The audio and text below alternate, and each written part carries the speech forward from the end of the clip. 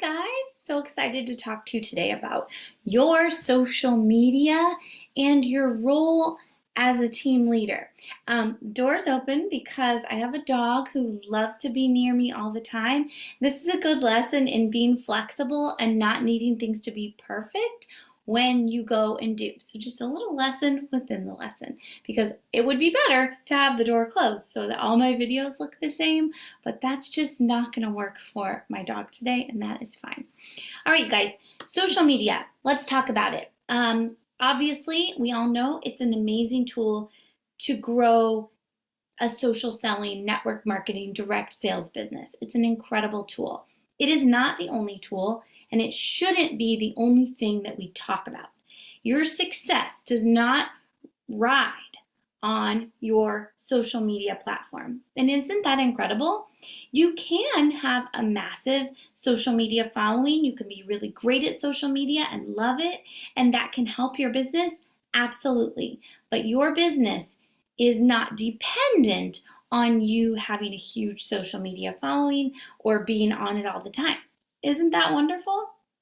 Which is why you can be successful at this business with a large following, a small following, or anywhere in between. I have worked with lots of top leaders in my industry, and guess what? Most of them don't actually have large followings. Let me say that again.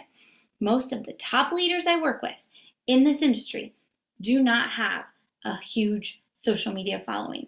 How are they top leaders? Because it's the work, it's the behind the scenes, it's the talking to people and hosting events and wearing the clothes or using the product if you're in a different, if you don't sell activewear. It's doing the work behind the scenes. Social media, honestly, is the easy part, right? Yeah, I mean, not everybody likes it, so you might be saying, "Oh, it's not easy for me," and that's okay. But it is faster to make a post and put something out there and just sit back and wait and hope for people to come and join you than it is to send messages. But I'm telling you that you need to be on social media, but it is not a main part of your business. It's one part of your business. It's not the only part of your business. If all you're doing is social media, hoping that it all comes back to you, even if you pay for ads or have somebody helping you, that is not enough to be really successful in this business. You've got to have the work that goes with it. So I hope that makes you feel better.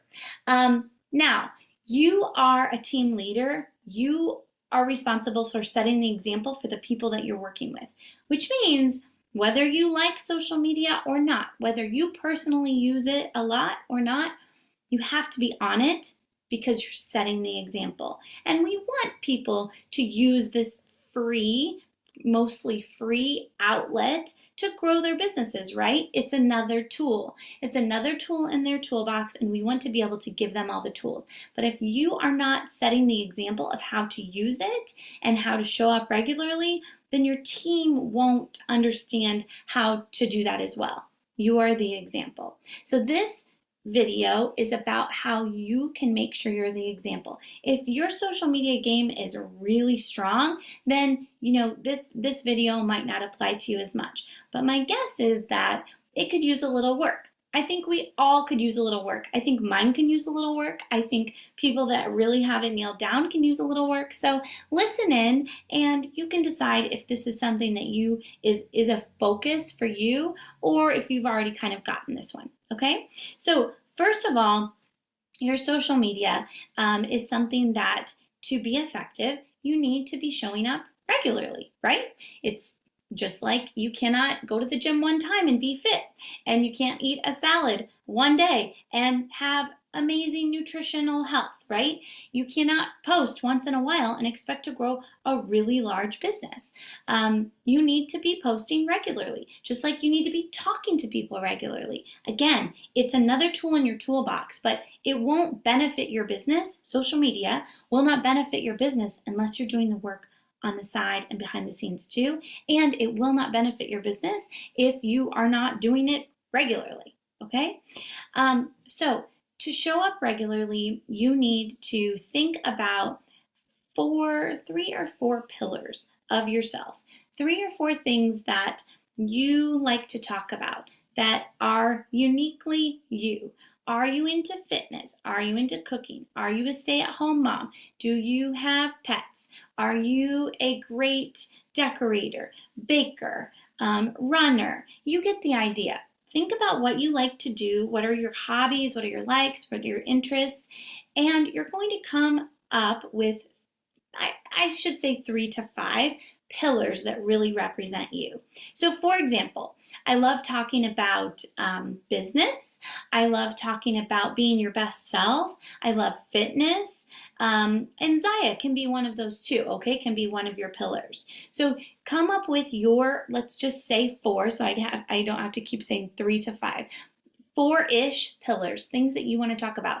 One of those, you guys, can be an inspirational quote. Maybe every once in a while you love to share quotes and kind of talk about how that's helped your life. Maybe one of those 4 is sharing a picture of your family. It really, there's no right or wrong here as long as you're consistent. Okay? Consistent is what matters.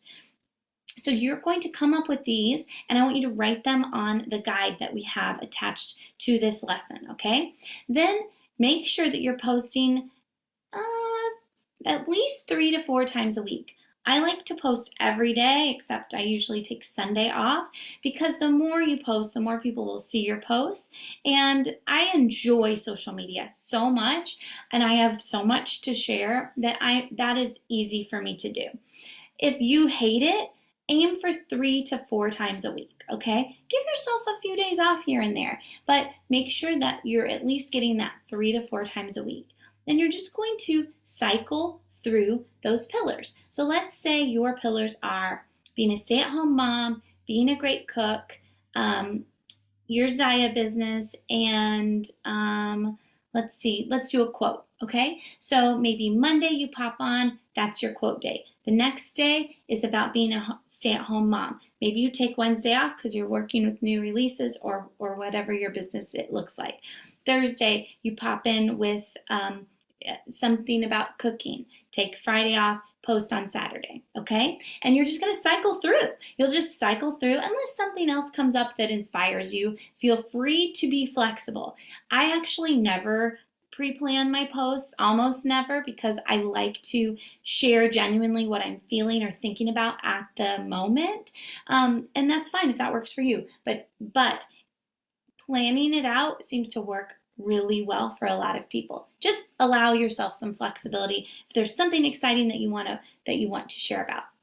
So your posts are about finding your niche. That's where you're going to use hashtags, so if you're a stay-at-home mom, and you're writing, your post is about being a stay-at-home mom, you're doing hashtag mom of 3, hashtag mom of boys, hashtag stay-at-home mom, hashtag work from home mom, hashtag, you guys get the idea.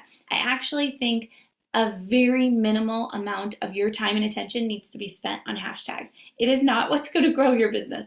It's a tiny little asset if you can find a hashtag that somebody follows, but it is not the end all be all. A lot of my posts don't have hashtags. I've still been able to grow a very large business. It is a small detail I want you to spend almost no time thinking about, okay?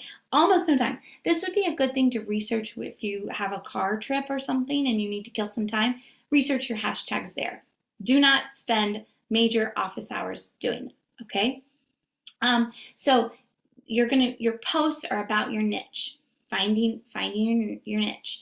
Your stories are to build community within the people that are on your page. So your stories are relaxed. They are behind the scenes. They are letting your audience get to know you a little bit. And you can certainly throw some things in there like, if you want to take the post that you made that day and put it in your stories and then kind of expand on it. That's fine. That's totally fine. But make sure that your stories are less formal. They're like the behind the scenes. And that's really where you get to know people. I can't tell you how many relationships I've built behind the scenes in my DMs from my stories. And again, I love stories. I love social media. I could really just do stories and social media all day. But if that isn't you, take some time to kind of schedule when you're going to do that. It's best if your stories are spread out throughout the day so they're like not all in the morning because they expire after 24 hours. And I think it's important to have some hash marks in your stories kind of all the time.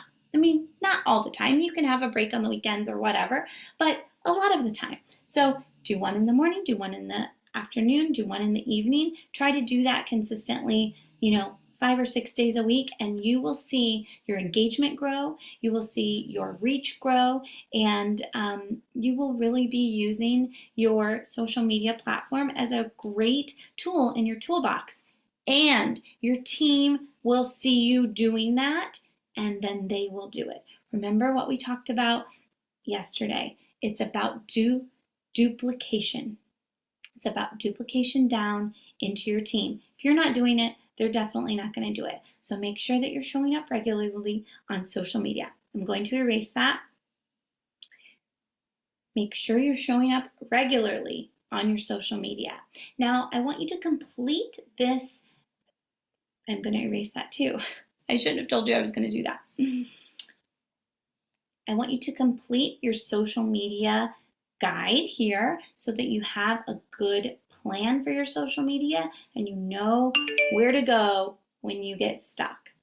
Let me know if you have any questions, and I will see you on the next lesson. Have a great day.